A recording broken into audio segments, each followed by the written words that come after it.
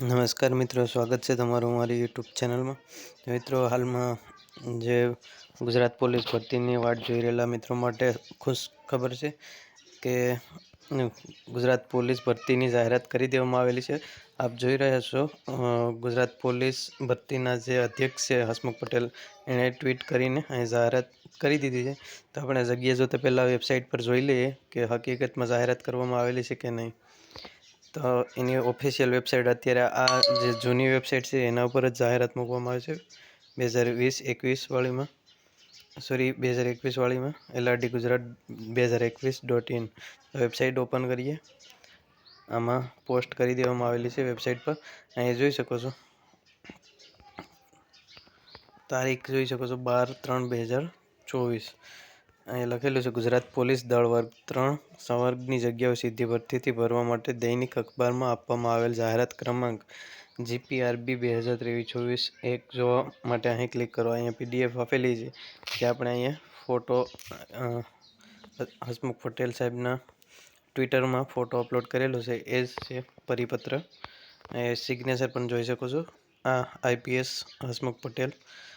તો જે જગ્યાઓ છે અહીંયા આપેલી છે, લખેલું છે ગુજરાત પોલીસ દળમાં પોલીસ સબ ઇન્સ્પેક્ટર કેડરની બિન હથિયારી પોલીસ સબ ઇન્સ્પેક્ટર તથા લોકરક્ષક કેડરની બિન હથિયારી પોલીસ કોન્સ્ટેબલ હથિયારી પોલીસ કોન્સ્ટેબલ હથિયારી પોલીસ કોન્સ્ટેબલ SRPF અને જેલ સિપાહી વર્ગ 3 સંવર્ગની નીચે મુજબની કુલ 12,472 ખાલી જગ્યાઓ સીધી ભરતીથી ભરવા માટે પોલીસ ભરતી બોર્ડ દ્વારા ફક્ત ઓનલાઈન અરજીઓ મંગાવવામાં આવનાર છે. તો અહીંયા જગ્યા આપેલ છે બિન હથિયારી પોલીસ સબ ઇન્સ્પેક્ટર પુરુષમાં છે 316 જગ્યા, બિન હથિયારી પોલીસ સબ ઇન્સ્પેક્ટર મહિલા 156, ત્યારબાદ બિન હથિયારી પોલીસ કોન્સ્ટેબલ પુરુષ 4,422, બિન હથિયારી પોલીસ કોન્સ્ટેબલ મહિલા 2178, હથિયારી પોલીસ કોન્સ્ટેબલ પુરુષ 2212, હથિયારી પોલીસ કોન્સ્ટેબલ મહિલા 1090, હથિયારી પોલીસ કોન્સ્ટેબલ SRPF પુરુષ 1000, જેલ સિપાહી પુરુષ 1013, જેલ સિપાહી મહિલા 85. આમ ટોટલ 12,472 જગ્યાઓ બહાર પાડવામાં આવેલી છે. ત્યારબાદ અહીંયા અમુક નોંધ લખેલી છે. ઉપર જણાવેલ તમામ સંવર્ગની ખાલી જગ્યાઓ પૈકી અનામત વર્ગોની જગ્યાઓની વિગત ઓજાસની વેબસાઇટ પર ભરતી અંગેની મૂકવામાં આવનાર સૂચનાઓમાં દર્શાવવામાં આવશે, જે જોઈ લેવાની રહેશે.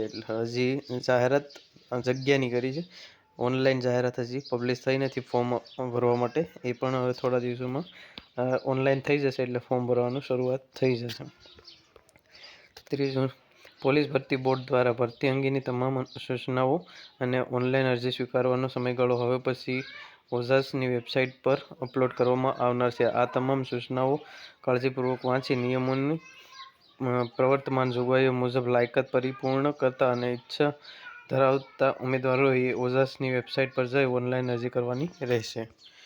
ત્યારબાદ લખેલું છે ઉમેદવારે ઓનલાઈન અરજી કરતા પહેલા જે તે સંવર્ગની જગ્યાઓ માટે ભરતીને લગતી શૈક્ષણિક લાયકાત, વય મર્યાદા તેમજ અન્ય સૂચનાઓ ઉક્ત વેબસાઇટ પરથી કાળજીપૂર્વક વાંચી લેવાની રહેશે.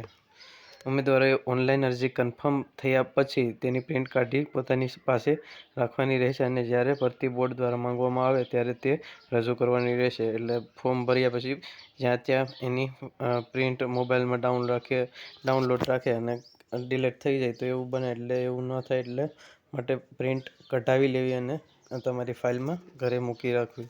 એટલે બની શકે કે પાસ થઈ ગયા તો એ માંગવામાં આવશે બોર્ડ દ્વારા, એટલે પ્રિન્ટ કઢાવી રાખવી જરૂરી છે. ઉમેદવારે ઉપર જણાવેલ જગ્યાઓ માટે ફક્ત એક જ અરજી કરવાની રહેશે અને કોઈપણ સંજોગોમાં ટપાલથી કે રૂબરૂમાં અરજીપત્રક મોકલવાના રહેશે નહીં, તેમજ આવા અરજીપત્રકો સ્વીકારવામાં પણ આવશે નહીં, જેની ઉમેદવારોએ ખાસ નોંધ લેવી. એટલે ઓનલાઈન જ અરજી કરવાની છે, કોઈ ઓફલાઈન પોસ્ટ કે કંઈ કરવાનું નથી, ઓનલાઈન ફોર્મ ભરવાનું.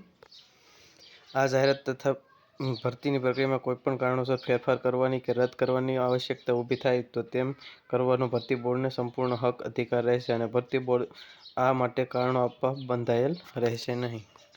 તો આ હતી જે જગ્યાઓની જાહેરાત છે તે કરી દેવામાં આવેલી છે, પણ ફોર્મ ક્યારે ભરાશે એ હવે થોડા દિવસોમાં જાહેર કરવામાં આવશે અને ઓનલાઈન થઈ જશે એટલે ફોર્મ ભરવાનું શરૂ થઈ જશે. એમાં વધારાની માહિતી આપવામાં આવશે કે વયમર્યાદા કેટલી છે, એજ્યુકેશન ક્વોલિફિકેશન વગેરે જેવી અનામતની જગ્યાઓ વગેરે બધી બાબતો સ્પષ્ટ કરવામાં આવશે. ફક્ત અત્યારે જગ્યાઓની જાહેરાત કરવામાં આવી છે.